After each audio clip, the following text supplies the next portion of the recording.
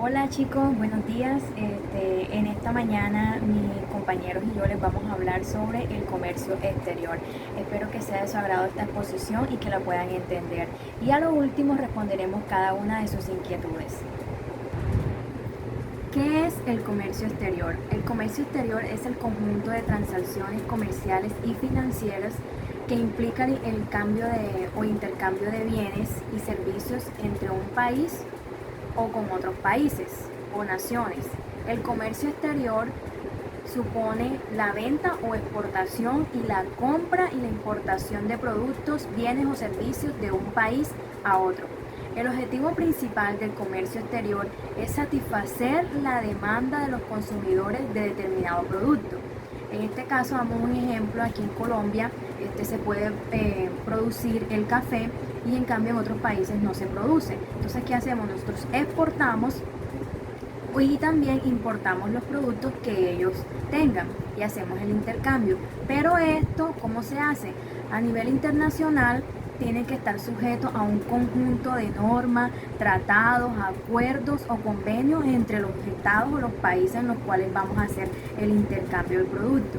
Aquí intervienen las empresas, los gobiernos y las respectivas legislaciones.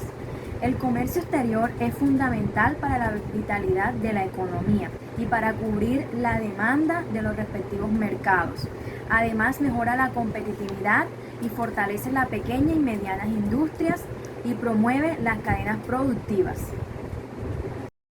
Características del comercio exterior. Por definición, se trata de un comercio fuera de las fronteras del país. Un país puede comerciar con uno o más países. Los países que comercian tienen economías abiertas, o sea que permiten la transacción con otros países, o al menos tienen acuerdos de comercio exterior con algún país en particular. Suelen estar sujetos a una normativa especial, control, proceso, tributos, etc.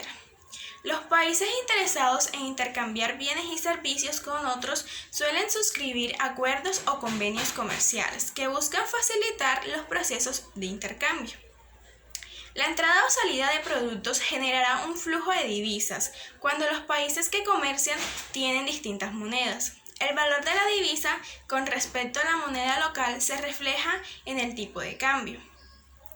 Las fluctuaciones del tipo de cambio pueden afectar los flujos del comercio exterior entre los países que tienen distintas monedas. Usualmente existe un organismo público encargado de controlar la entrada y salida de bienes de un país. Este organismo se llama aduana y está encargado de controlar los flujos de entrada y salida de bienes a través de la frontera. ¿Cómo surge el comercio exterior? Pues según la literatura, el comercio exterior surge a mediados del siglo XV por las colonias europeas, por la necesidad de adquirir bienes y servicios. Un ejemplo que les daba anteriormente es el del café. Colombia produce una gran cantidad de café, el cual otros países no tienen de este. Entonces, ¿qué hacemos? Exportamos el café para que ellos puedan abastecerse. De igual forma, otro ejemplo que les puedo dar es de Venezuela, otros países que procesan el petróleo y lo mandan y lo exportan a otros países, a otras ciudades para que puedan abastecerse porque no tienen la manera o los recursos para tener el bien y servicio. Entonces de esta manera surge y se da el comercio exterior entre países. Apertura económica. El 20 de febrero de 1990 inició la apertura económica del país. En medio del gobierno de César Gaviria Trujillo, los ingresos por aranceles y la composición del PIB por sectores, un CONPES, Consejo Nacional de Política Económica y Social de 1990, aprobó que se iniciara la apertura económica gradual del país, con el ánimo no solo de mejorar sus relaciones económicas, o sea, comerciales, sino incentivar el crecimiento de la industria nacional, gracias a la competencia con los demás países y una mejor disponibilidad tanto de bienes como de consumidores. Evolución del comercio exterior en Colombia. 1967. Carlos Lleras Restrepo introdujo en el país el Estado aduanero y control cambiario. A su vez, creó la Ley 444, denominada como Plan de Importación y Exportación, Plan Vallejo. 1972. Misael Pastrana Borrero creó el abono tributario, ahora denominado CERET, Certificado de Reembolso Tributario, como incentivo del Estado para los exportadores en los pagos impositivos. 1982. Virgilio Barco aplicó flexibilizaciones sobre los productos importados. 80% de productos son de libre importación, 5% prohibida importación, 15% con licencia previa. Por otra parte, se aplicaron disminuciones de aranceles que estaban en un 80 y 120% a pasar a un 5 y 20%. 1971. César Gaviria crea la nueva constituyente y la gran reconstrucción del comercio exterior, introduciendo nuevas instituciones como Mincomex, Bancoldex, DIAN, antes llamadas DAN y DIN, Consejo Superior de Comercio Exterior, y los intermediarios del mercado. A su vez, se establece la libre tenencia y posesión de divisas. Ley 7 de 1991. Regula el comercio exterior del país. A través de ella se crea el Ministerio de Comercio Exterior, entre otras entidades.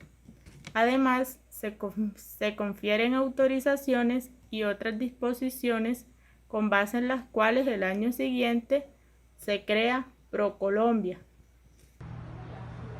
Buenos días, compañeros y querido profesor. El tema que les voy a tratar se llama formas de comercio exterior y se divide entre formas básicas que son exportación, importación y comercio de tránsito.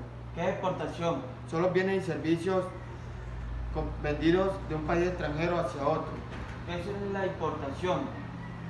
Son los bienes y servicios comprados de un país en territorio extranjero y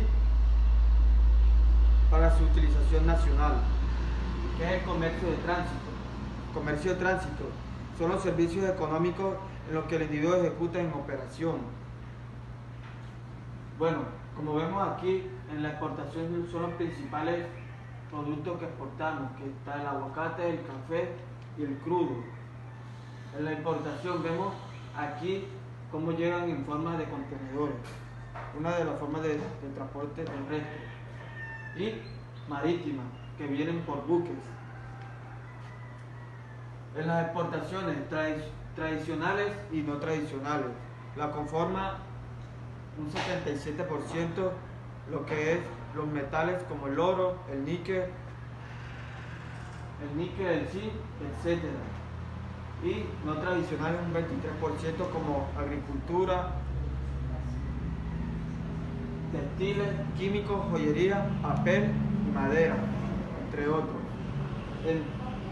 En importaciones, un 48% en insumos.